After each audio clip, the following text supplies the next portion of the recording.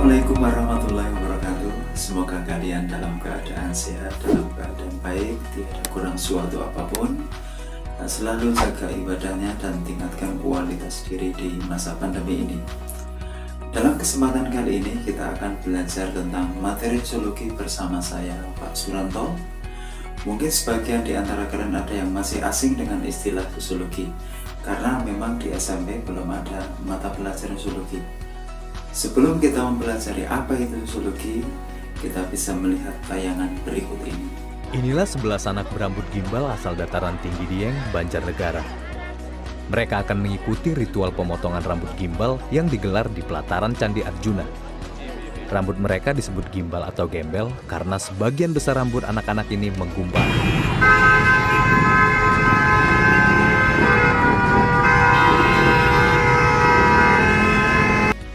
Zoologi sebagai ilmu adalah materi pembelajaran mata pelajaran zoologi untuk kelas 10 SMA kurikulum tahun 2013.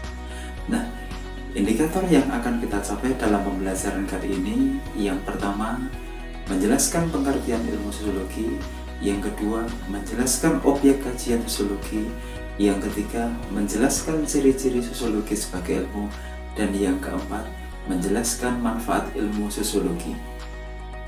Beberapa definisi zoologi menurut beberapa sosiolog antara lain, Auguste Comte adalah tokoh yang mempelopori lahirnya zoologi sebagai ilmu yang secara khusus membahas tentang masyarakat dalam bukunya Causes de Philosophie Positive. Karena itu, Auguste Comte disebut sebagai bapak zoologi. Selanjutnya, Emile Durkheim memperkenalkan metodologi sosiologi dan istilah sosiologi semakin populer dan diakui sebagai ilmu dalam bukunya Principles of Sociology. Sosiologi merupakan salah satu disiplin ilmu dalam kategori ilmu sosial. Kata sosiologi berasal dari bahasa Latin yaitu socius yang artinya teman atau kawan, dan bahasa Yunani logos yang artinya kata atau berbicara. Jadi secara sederhana, sosiologi diartikan sebagai ilmu yang mempelajari tentang masyarakat. Secara etimologis, kata masyarakat berasal dari bahasa Arab yaitu musyarah yang artinya hubungan atau interaksi. Sehingga definisi masyarakat adalah suatu kelompok manusia yang hidup bersama-sama di suatu tempat dan saling memiliki interaksi dalam komunitas yang teratur. Karena itu, sosiologi terfokus pada hubungan atau relasi antar manusia atau mempelajari proses dinamika yang terjadi dalam hubungan tersebut. Ada beberapa unsur yang terkandung dalam istilah masyarakat. Yang pertama, sekelompok manusia yang hidup bersama di tempat yang sama dalam waktu relatif lama dan membentuk satu kesatuan. Yang kedua, mereka memiliki hubungan antar manusia, saling mengerti, merasakan, dan memiliki harapan yang sama. Yang ketiga, terdapat sistem komunikasi dan adanya peraturan yang mengatur hubungan antar manusia sehingga tercipta sistem kehidupan bersama. Ada beberapa tokoh yang memandang tentang pokok bahasa sosiologi. Yang pertama, menurut Emile Durkheim, pokok bahasa sosiologi adalah fakta sosial, yaitu pola atau sistem yang mempengaruhi cara manusia dalam bertindak, berpikir, dan merasa. Yang kedua, adapun menurut Max Weber, pokok bahasa sosiologi adalah tindakan sosial yang dilakukan dengan mempertimbangkan perilaku orang lain. Setelah kita mempelajari pengertian sosiologi, yang kedua kita akan mempelajari tentang ciri-ciri sosiologi. Yang pertama, sosiologi bersifat empiris, artinya sosiologi mempelajari masyarakat berdasarkan fakta yang ada, berdasarkan hasil observasi, tidak spekulatif, dan menggunakan akal sehat.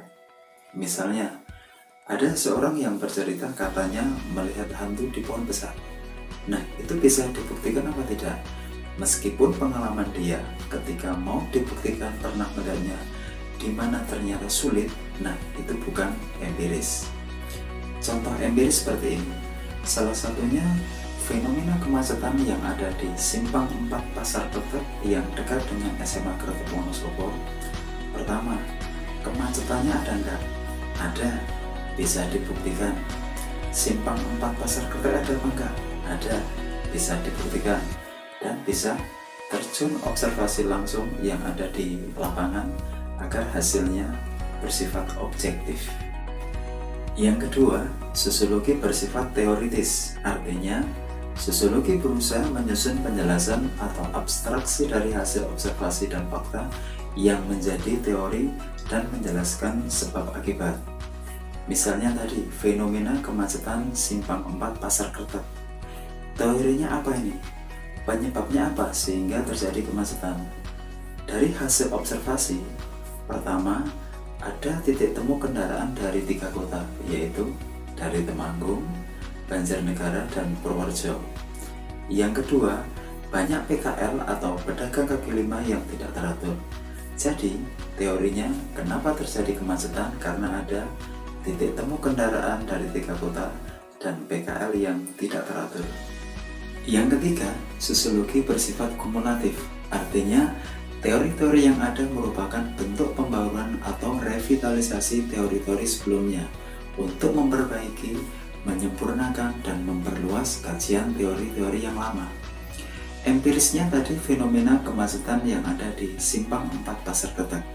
Setelah diamati lebih teliti lagi, ternyata penyebab kemacetan tidak hanya titik temu kendaraan dan pedagang kaki lima. Ada juga parkir liar dan kurangnya jalan alternatif pemecah kemacetan. Jadi, kumulatifnya adalah semua hal yang menjadi penyebab terjadinya kemacetan. Seperti itu. Dan yang terakhir adalah sosiologi bersifat non-etis. Artinya, kajian sosiologi bukan ditujukan untuk melihat dan menilai baik buruknya suatu fenomena, akan tetapi menganalisa fenomena tersebut secara objektif dan dapat dipertanggungjawabkan. Fenomena kemacetan itu positif atau negatif? Tentunya kemacetan itu negatif, tetapi sosiologi tidak menilai negatifnya apa atau mencari kesalahan, tetapi menjelaskan fakta yang terjadi kemudian dicarikan solusinya. Dan yang terakhir, ada beberapa manfaat yang masyarakat bisa dapatkan dari mempelajari ilmu sosiologi. Yang pertama adalah pembangunan. Sosiologi berguna untuk memberikan data sosial yang diperlukan pada tahap perencanaan maupun penilaian dalam pembangunan. Sebagai contoh, pembangunan flyover yang banyak dilakukan oleh pemerintah daerah untuk mengatasi kemacetan. Data menunjukkan bahwa dengan adanya pembangunan flyover itu dapat mengurai kemacetan. Yang kedua, fungsi sosiologi dalam pemecahan masalah sosial. Bisa diambil contoh, masalah sosial tawuran antar kampung. Dengan pendekatan sosiologi, maka masalah tawuran bisa dianalisis hingga diambil kesimpulan mengenai apa penyebab dari masalah tersebut terjadi. Harapannya, masalah sosial tersebut bisa diselesaikan dengan tuntas. Demikian pembelajaran pada kesempatan kali ini. Silakan kalian kembangkan dengan literatur yang lain. Terima kasih atas perhatiannya. Assalamualaikum warahmatullahi wabarakatuh.